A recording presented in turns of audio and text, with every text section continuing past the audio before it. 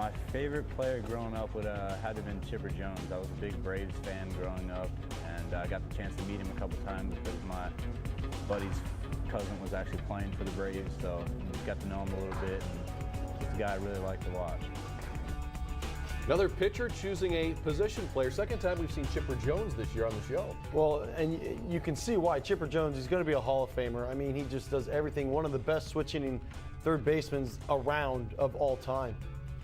Well, the good news, of course, for him, because Rob Bryson's been performing very well in the Indians minor league system. And we're going to go down to Akron now for perhaps the forgotten man in the Victor Martinez deal, Brian Price. What a difference a year makes. Last season, he was a starter in the Red Sox organization. This season, he's a reliever, but the goal is still the same, to make it to the majors. With this week's Minor League Insider, here's Katie Witham.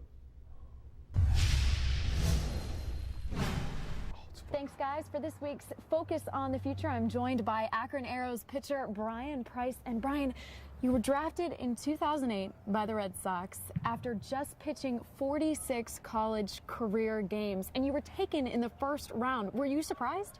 No, it was kind of expected. Coming into my junior year, I knew I had a good opportunity ahead of me, and luckily had a pretty decent junior season, so I was able to achieve my goals as being a first rounder.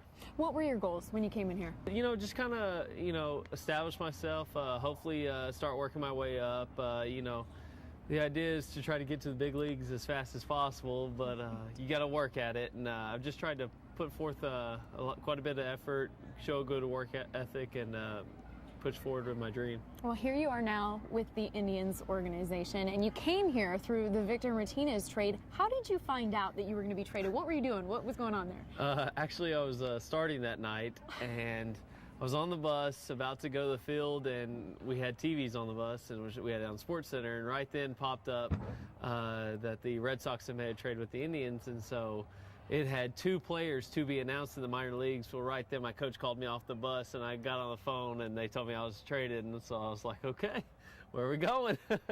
Oh my gosh! So obviously you didn't pitch. Did you pitch? No, didn't pitch that night. They told me just sit in the stands and enjoy myself, and then the Indians contacted me, and we took it from there. So you're a pitcher now in the minor leagues. I know you've got a good fastball and you've got a good slider. Tell me about these pitches, and do you prefer one versus the other? No, kind of always had the slider. It's just kind of come to me naturally. It's not a pitch I have to work at, and it's an easy pitch for me, and the fastball's just always been there, so been lucky on those 2. Wow, natural right here. So how'd you get, I mean, I know everybody grows up, you've got mom and dad throwing baseball bats at you, ball gloves, but how did you get into baseball?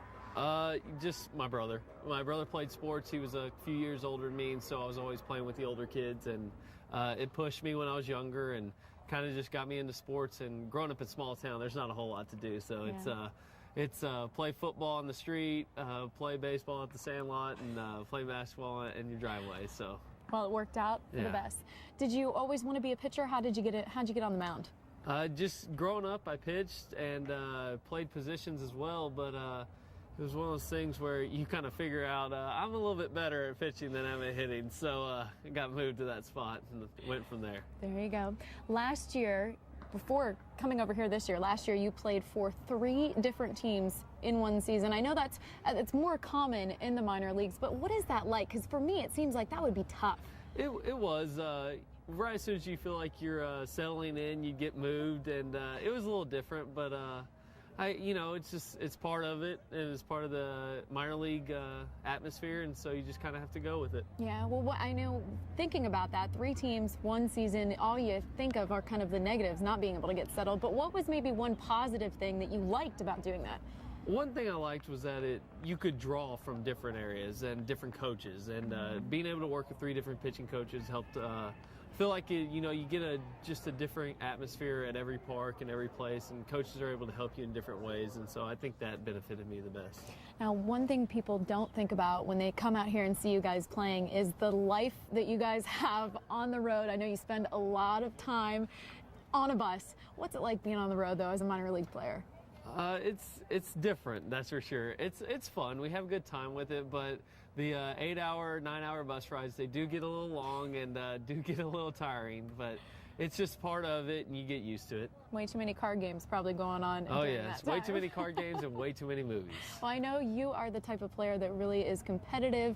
You always want to step out there and do your best. What are kind of the goals that you really want to accomplish personally this season? This year, I just want to go out and I want to compete.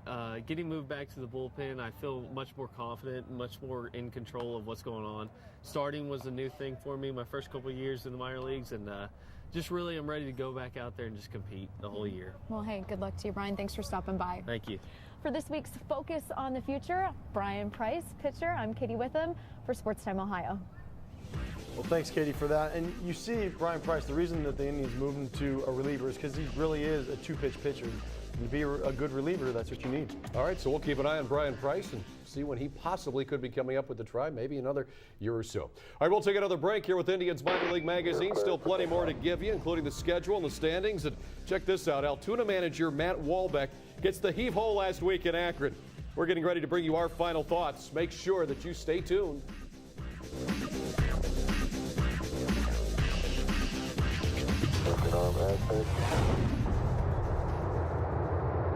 Beautiful. 26, 36 feet. A look at the standings. The Columbus Clippers trying for the first time since 2004 to win the International League's West Division.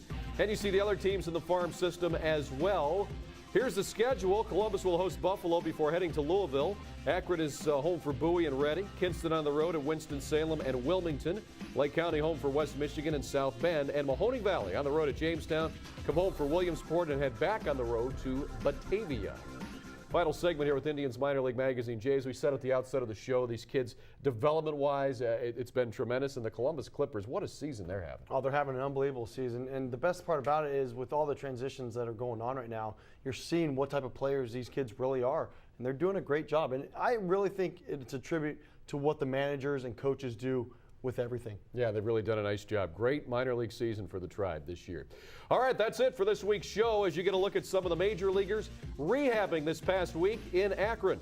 For Jason Stanford, I'm Al Pulowski. Hey, don't forget to find us on Facebook. Until we talk again, have a good one.